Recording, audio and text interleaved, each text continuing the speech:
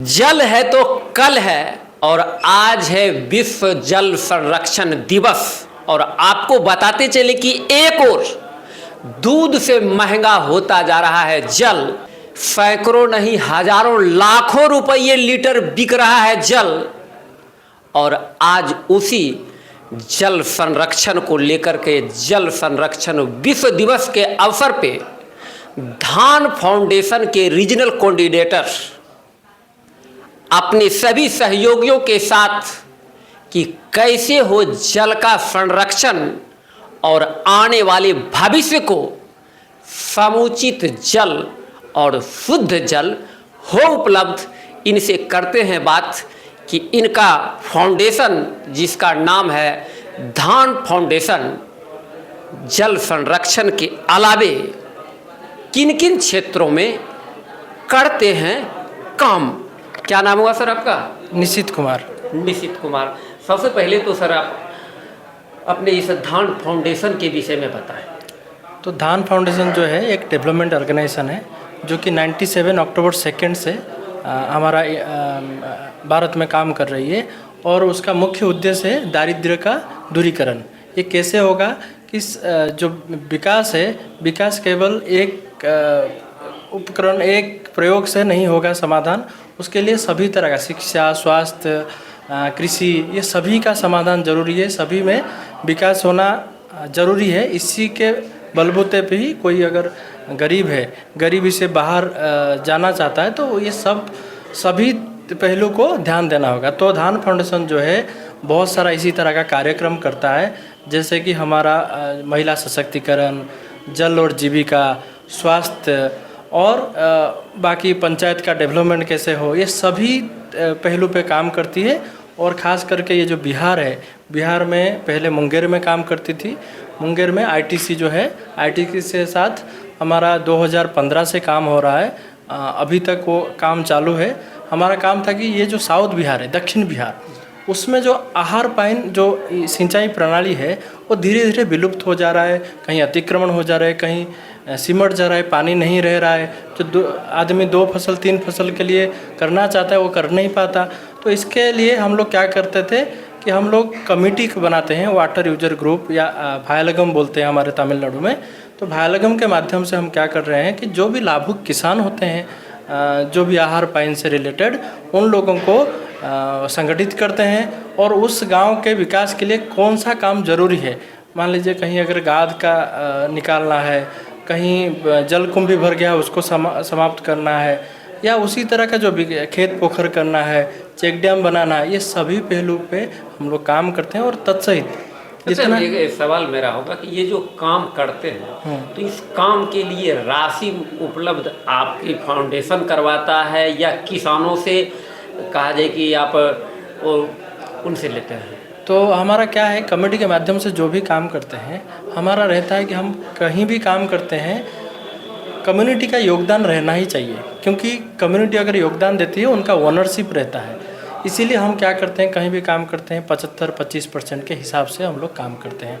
यानी हमारा से संगठन के माध्यम से या संस्था के माध्यम से अनुदान 75% जाता है और 25% जो राशि होता है कैश और काइंड, ई माध्यम से हमारा जो कमेटी है वो देती है, ताकि ये जो काम है, और वो कमेटी ऐसा नहीं है कि जब तक काम होगा उसके बाद नहीं है, उसके बाद भी वो लोग क्या करते हैं, पैसा या राशि जो है अपना बचा के रखते हैं कि operation maintenance, after renovation operation maintenance का काम भी हो सके और उससे जो भी बेनिफिट है वो ले सके, उसके लिए काम करते हैं। और बाकी एग्रीकल्चर ट्रेनिंग हो गया, कैपेसिटी बिल्डिंग हो गया, नया तकनीक हो गया, उसके लिए भी कुछ हम लोग डेमोन्स्ट्रेशन यूनिट करते हैं, अनुदान देते हैं।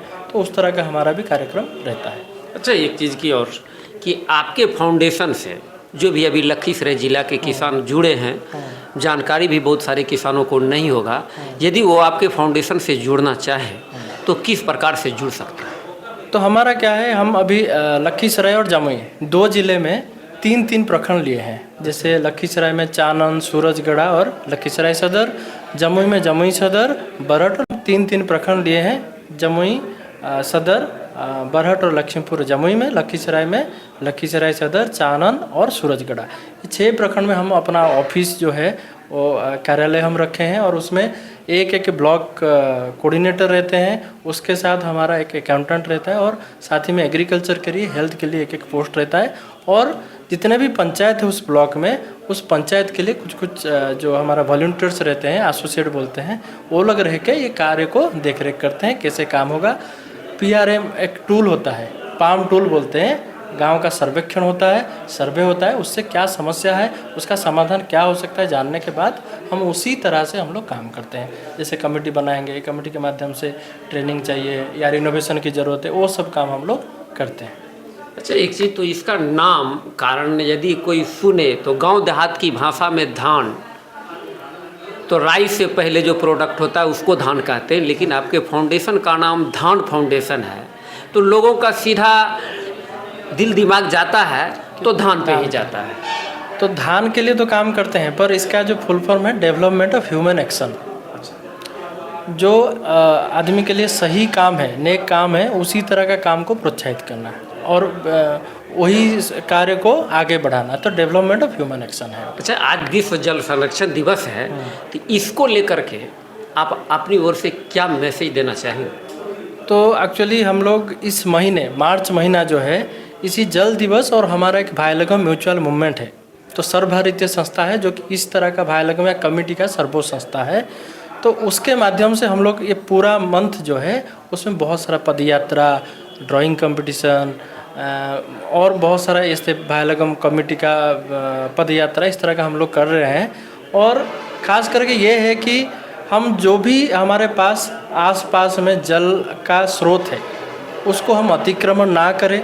अतिक्रमण करते हैं तो हो सकता है हमको ज़मीन मिल जाए, आगे उसके लिए सिंचाई के लिए पानी नहीं मिलेगा और वो बंजर बन जाएगा, तो कुछ फ़ायदा नहीं होगा। इसीलिए हम लोगों को क्या कहना है, अतिक्रमण नहीं करना है, ना किसी को करने देना है, और जितना चाहे जल का बचाव करें। कोई अगर ऐसा पद्धति है जिससे जल कम जल से हम लोग खेती कर सके, उसका प्रैक्टिस करना।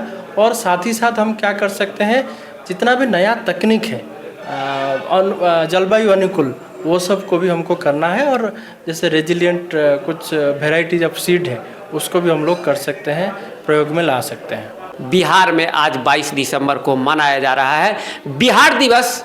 तो बिहार दिवस के अवसर पे अपने हाथों से लगाएं एक पेड़ और जल संरक्षण के साथ साथ मनाए। बिहारी होने के नाते बिहार दिवस। बने रहे फौजन समाचार के साथ। नमस्कार।